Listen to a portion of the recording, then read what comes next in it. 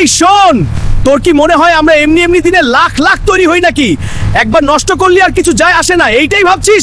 সালা আজকে তোর ভুলটা ক্লিয়ার কর। এইদিকে আয়, বুঝিয়ে দেই। তুই যা খাস সেই খাবার থেকে পুষ্টি নিয়ে রক্তের মাধ্যমে সবকিছু এসে পড়ে এই টেস্টিসে। তারপর ব্রেনের সিগন্যাল আসলেই শুরু হয় আমাদের বানানোর কাজ। এখন বুঝছিস না এখনো ঘুমাচ্ছিস? একটা হেলদি বডিতে প্রতি সেকেন্ডে প্রায় 115 এর মতো স্পার্ম তৈরি হয়, মানে দিনে প্রায় 100 মিলিয়ন।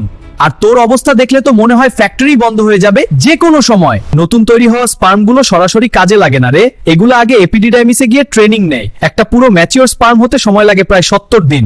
দিনে এত কষ্ট করে তৈরি হচ্ছে, আর তুই দিনে 2-3 বার করে সব শেষ করে দিচ্ছিস। এভাবে চালালে তো ট্যাঙ্কি একদম ড্রাই হয়ে যাবে, পরে কিন্তু নিজেই কাঁদবি। আগেই বলে দিলাম।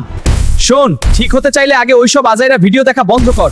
একা একা রুমে পড়ে না থেকে বাইরে যা, বন্ধুদের সাথে মিশ, শরীর চর্চা কর, দৌড় দে, ব্রেনটাকে অন্যদিকে ব্যস্ত রাখ, না হলে তুই নিজেই শেষ। চ্যালেঞ্জ নে, 90 দিন কন্ট্রোলে থাক, দেখবি শরীরে আবার আগের মতো পাওয়ার চলে আসছে। আর শোন, এইরকম রিয়েল কথা জানতে চাইলে এখনই পেজটা ফলো মেরে শেয়ার কর, না হলে আবার আগের জায়গাতেই পড়ে থাকবি।